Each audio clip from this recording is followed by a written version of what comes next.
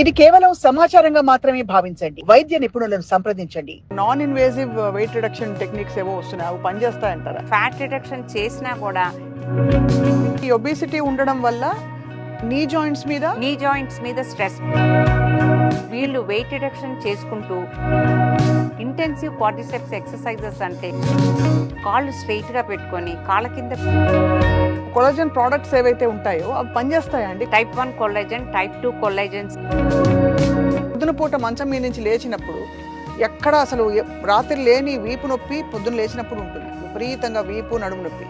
ఇది పరుపు సరిగ్గా లేదని అన్వయించుకోవాలా, పాస్చర్ సరిగ్గా లేదనుకోవాలా, ఏమిటి కారణం? మీకు పారాస్పైనల్ మజిల్స్ అని, ఆ మజిల్ స్ట్రెంగ్థెనింగ్ ఎక్సర్సైజెస్ మీరు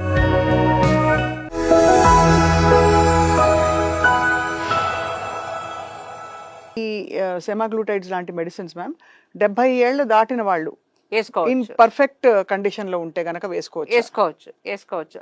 వాళ్ళకి హార్ట్ ప్రాబ్లమ్స్ ఉన్నా వేసుకోవచ్చు, బీపీ ఉన్నా వేసుకోవచ్చు, డయాబెటీస్ ఉంటే మరీ వేసుకోవచ్చు, ఏం ప్రాబ్లం ఉండదు.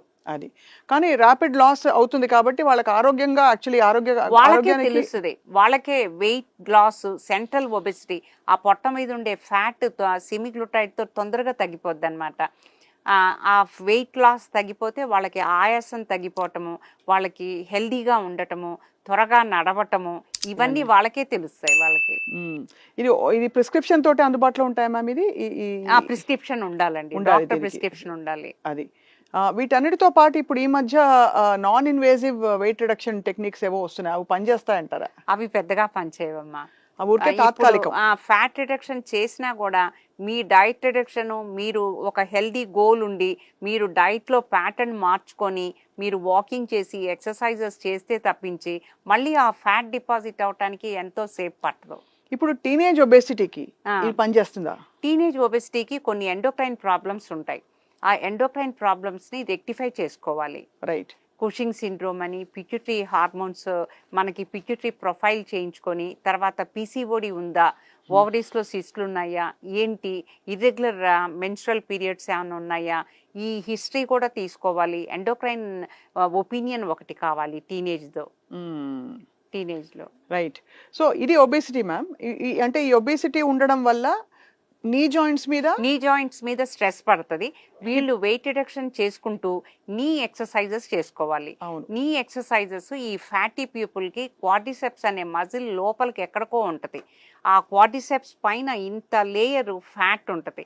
సో వాళ్ళు బాగా ఇంటెన్సివ్ క్వాడ్రిసెప్స్ ఎక్సర్సైజెస్ చేసుకోవాలి.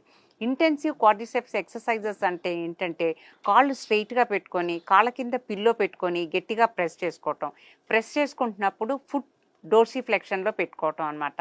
అలా ప్రెస్ చేసుకుంటూ మనసులో 5 నెంబర్స్ లెక్క పెట్టి వదిలేసేయటం. ఇది ఐసోమెట్రిక్ క్వాడ్రిసెప్స్ ఎక్సర్సైజ్ అనమాట. ఇది ఒబెసిటీ ఉండే వాళ్ళు బాగా ఇంటెన్సివ్గా చేయాలి. రైట్. ఇంటెన్సివ్గా చేయాలి. తర్వాత పొట్ట మీద ఫ్యాట్ తగ్గించుకోవటానికి ఇన్హేలింగ్ అంటే లైక్ బ్రీతింగ్ ఎక్సర్సైజెస్ చేసుకోవటము, లోపలికి అబ్డమెన్ లోపలికి తీసుకొని కంట్రాక్ట్ చేసుకొని ఆ బెల్లీ ఎక్సర్సైజెస్ అనేవి even when they are cutting vegetables also they can do by themselves. అంటే పొట్ట లోపలికి తీసుకొని గట్టిగా ఇన్హేల్ చేసి తర్వాత గట్టిగా దాన్ని అట్లా సస్టైన్ చేసి 1 2 3 4 5 మనసులో అనుకొని వదిలేసేయటం అనమాట. అలా లోపలికి అబ్డమెన్ని తీసుకోవటము, ఈ బెల్లీ ఎక్సర్సైజెస్ చేయటము, straight leg raising straight leg raising exercises చేయటము, ఇవి చేస్తే కూడా ఈ బెల్లీ దగ్గర ఫ్యాట్ కంటెంట్ తగ్గుతుంది అనమాట. ఎస్పెషల్లీ నేను అనేది ఏంటంటే anything which is going abnormal. నేను అబ్నార్మల్గా అందరిలాగా లేను, ఐఎమ్ అబ్నార్మల్, నేను కొంచెం ఒబెసిటీ ఉన్నాను, I have to reduce my weight, నేను ఇంకా అందంగా కనిపించాలి.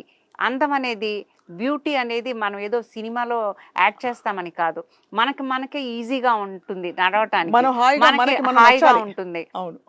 మంచి చీర కట్టుకోవాలని, బాగా యాక్టివ్గా నడవాలని, మంచి షూస్ వేసుకోవాలని, పార్టీస్కి వెళ్ళాలని, ఈ మధ్య అందరూ సంగీత్లో డాన్సులు చేస్తున్నారు కదా, అట్లా డాన్సెస్ చేయాలని, అలా ఏదో ఒక పాజిటివ్ గోల్ మనిషికి ఉండాలి. ఉంటే వాళ్ళంతా వాళ్ళే తగ్గిపోతారు, వాళ్ళకి ఎవరు ఇన్సిస్ట్ చేయకర్లా, బలవంతంగా ఎవరిని ఏం చేయించలేం. అది వాళ్ళంతటా వాళ్ళకే ఉండాలి.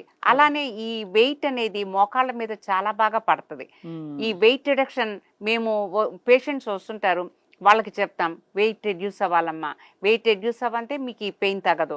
ఈ లూబ్రికెంట్స్ కొల్లాజన్ ప్రోడక్ట్స్ ఇన్ని రాస్తున్నాము, ఈ కొల్లాజన్ ప్రోడక్ట్స్ అన్నీ కాస్ట్లీ, ఇవి మీరు ఎన్ని నెలలు తిన్నా కూడా మీరు వెయిట్ రెడ్యూస్ అయ్యి ఈ మజిల్ని స్ట్రెంగ్థనింగ్ చేసుకుంటే మీకు త్వరగా తగ్గిపోద్ది పెయిన్ అని చెప్తాము. అది చెయ్యాలి, వాళ్ళు ఇది చేయాలి, మూల కారణం ఇది, దీన్ని డీల్ చేయాలి వెయిట్ రిడక్షన్ అనేది. డీల్ చేయాలి. బట్ యాక్చువల్లీ కొలాజన్ ప్రోడక్ట్స్ ఏవైతే ఉంటాయో అవి పనిచేస్తాయా అండి కొలాజన్ కి? పనిచేస్తాయమ్మా, డెఫినెట్ గా పనిచేస్తాయి. ఉదాహరణకి ఏమేమి ప్రోడక్ట్స్ ఉంటాయి మ్యామ్ కొలాజన్? మాకు నేచర్ కొల్లాజన్స్ ఉంటాయమ్మా.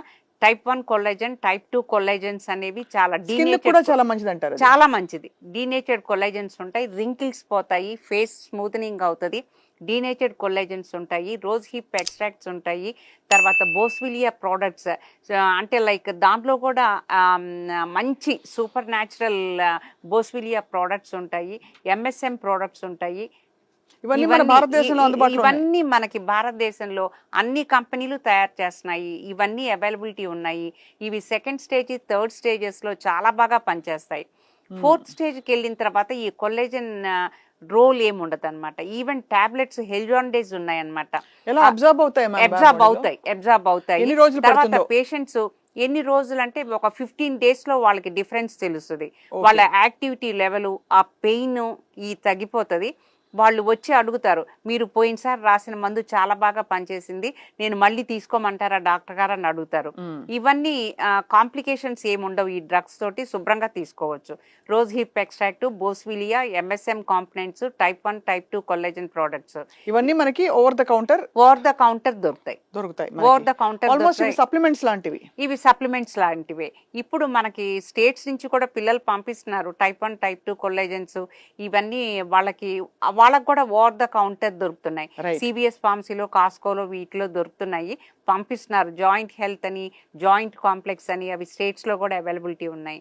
ఇవన్నీ మ్యామ్ సరే, మనకి వెయిట్ మేనేజ్మెంట్ మూల కారణం శరీరాన్ని చక్కగా ఉంచుకోవడం అనే ఒక శీర్షిక కింద మనకు అర్థం అవుతుంది. బట్ సరే, ఇంకా ఏవో లోకలైజ్డ్ సమస్యలు మొదలయ్యాయి. ఉదాహరణకి పొద్దున పూట మంచం మీద నుంచి లేచినప్పుడు ఎక్కడ అసలు రాత్రి లేని వీపు నొప్పి పొద్దున్న లేచినప్పుడు ఉంటుంది, విపరీతంగా వీపు నడుము నొప్పి. ఇది పరుపు సరిగ్గా లేదని అన్వయించుకోవాలా, పాస్చర్ సరిగ్గా లేదనుకోవాలా, ఏమిటి కారణం? పాస్చర్ కాదమ్మా, మీకు పారాస్పైనల్ మజిల్స్ అని స్పైన్ కి అటువైపు పారాస్పైనల్ మజిల్స్ ఉంటాయన్నమాట. ఆ మజిల్ స్ట్రెంగ్థనింగ్ ఎక్సర్సైజెస్ మీరు జస్ట్ డిన్నర్ చేసే ముందు ఒక 10 minutes మేము అందరికీ చెప్తాము. ఎల్ఎస్ స్పైన్ ఎక్సర్సైజెస్ అంటాం అనమాట.